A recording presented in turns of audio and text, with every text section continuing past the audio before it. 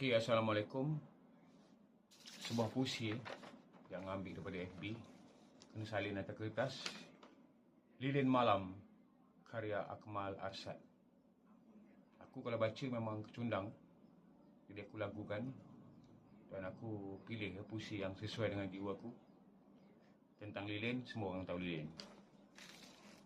Lilin malam, dia lambang lah, lambang. Try. Sebatang lilin cair di telan malam, asap halus melayang di kidung bulan merah. Aku tergulung dalam sesak bau halus api yang terpadam di mataku, dan matamu menjadi kelkatu di sepasang mata kelesuan.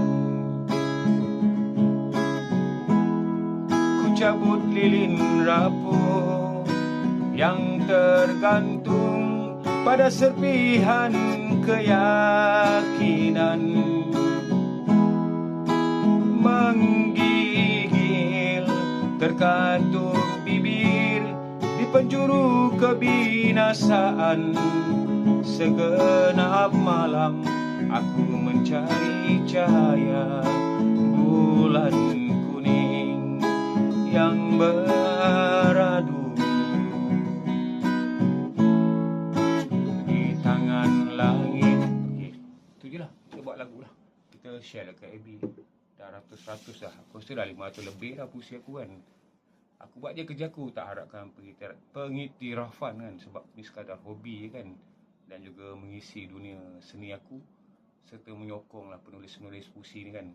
Kalau dia tulis, siapa nak baca, siapa nak nyanyi, siapa nak buat acara untuk puisi, siapa yang nak buku kan. Jadi dalam sastra ni ada kerjasama, ada gotong royong. Assalamualaikum.